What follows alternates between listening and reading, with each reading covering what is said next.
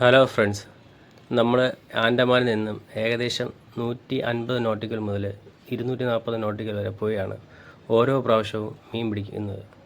ഞങ്ങൾ കടലിൽ പോകുന്ന സമയത്ത് മീൻ കൊണ്ടുപോകാറില്ല. കാരണം ഞങ്ങൾ ഒരു പ്രാവശ്യം പോയിട്ട് വരുമ്പോൾ 15 ദിവസത്തിന് മുകളിലാണ് ആ മീനിനെ വിറ്റ് തീർത്തിട്ടാണ് അടുത്ത് പോകുന്നത്. അപ്പോൾ തിരിച്ച് ഈ 15 ദിവസമായ മീനിനെ ഞങ്ങൾ തിരിച്ച് ഉപയോഗിക്കാറില്ല. തിരിച്ച് പോകും വഴിക്കാണ് ഞങ്ങൾക്ക് ഈ ചൂരമീൻ കിട്ടിയത്. അപ്പോൾ എല്ലാവർക്കും ചൂരമീൻ എപ്പോഴും കറി വെച്ച് തിന്നാനാണ് കിട്ടുന്നത്. അപ്പം പ്രത്യേകിച്ച് പുട്ടുണ്ടാക്കാം എന്ന് വിചാരിച്ചിട്ടാണ് ഞങ്ങൾ ചൂരമീൻ പുട്ടുണ്ടാക്കാൻ വേണ്ടി തീരുമാനിച്ചത്. അപ്പം ബാക്കി വന്ന തലയെല്ലാം ഞാനെടുത്ത് കറി വെച്ച് ബാക്കി ഉള്ള മീനിനെ വേറൊരു ചേട്ടൻ പുട്ട് രീതിയിൽ, അത് പുട്ട് തോരൻ പോലെ നല്ല നല്ല നല്ല ടേസ്റ്റായിരുന്നു. അതുപോലെ വെച്ച് ഞങ്ങൾ ഉണ്ടാക്കി കഴിച്ചത്. ഞങ്ങൾ ഈ ആൻഡമാനിൽ നിന്നും ഈ 15-20 ദിവസം വരെ പണിക്ക് പോകുമ്പോൾ നമ്മുടെ വീട്ടിൽ എന്ത് സംഭവിക്കുന്നുവെന്ന് ഞങ്ങൾക്കൊന്നും അറിയാൻ പാടില്ല. ഈ ട്രിപ്പിന് പോയപ്പോൾ ഞങ്ങളുടെ കൂടെ വന്ന ഒരു ചേട്ടൻ്റെ അച്ഛൻ മരിച്ചു പോയായിരുന്നു. ഞങ്ങൾ അറിഞ്ഞില്ല.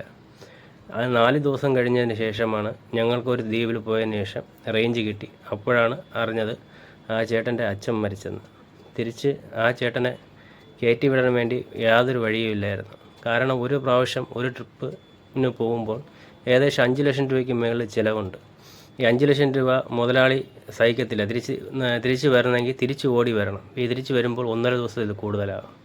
ആ ട്രിപ്പിന് കരയിൽ ഏതെങ്കിലും ബോട്ടുണ്ടോ എന്ന് ഞങ്ങൾ ഓടി ഓരോ ദ്വീപുകൾ തോറും പോയി അവിടെ നിന്ന് റേഞ്ച് കിട്ടുന്നിടത്ത് വിളിച്ച് കരയിൽ ചോദിക്കും, ആരെങ്കിലും ഇപ്പോൾ കരയ്ക്ക് പോകുന്നുണ്ടോ എന്ന്. അപ്പോൾ ഏതെങ്കിലും ബോട്ടുകളുണ്ടോയെന്ന് പറയും. അപ്പോൾ ആ ബോട്ടിനെ തേടി ഞങ്ങൾ നേരെ അങ്ങ് പോകും. എന്നിട്ട് ആ ചേട്ടനെ ഒരു ബോട്ടിൽ ഞങ്ങൾ കയറ്റി വിട്ടു.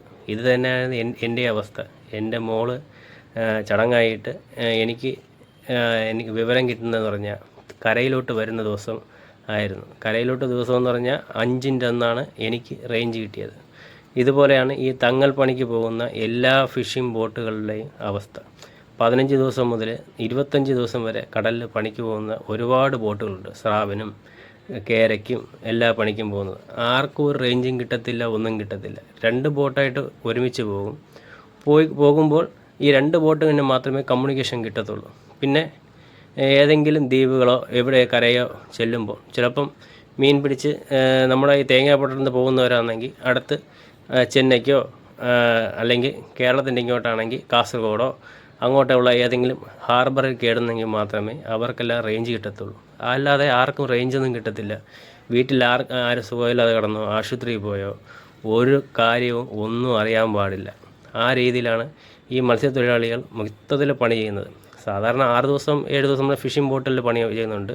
ഡെയിലി വള്ളങ്ങളിൽ പോയിട്ട് വരുന്നത് ഡെയിലി വരുന്നുണ്ട്. പക്ഷേ അവരെക്കാളും വ്യത്യസ്തമായ ജീവിതശൈലി ഉള്ളവരാണ് ഈ ഫിഷിംഗ് ബോട്ടിൽ തൂണ്ടപ്പണിക്ക് പോകുന്നത്. കാരണം 15 ദിവസം 20 ദിവസം എന്ന് പറയുന്നത് അതിനിടയ്ക്ക് ചിന്തിക്കാൻ പറ്റത്തില്ല. ഞങ്ങൾക്ക് റേഞ്ചില്ല, വിളിച്ചാൽ കിട്ടത്തില്ല. ഞങ്ങൾക്ക് ചുറ്റുമുള്ളത് കടലും പകലും രാത്രിയും മാത്രം.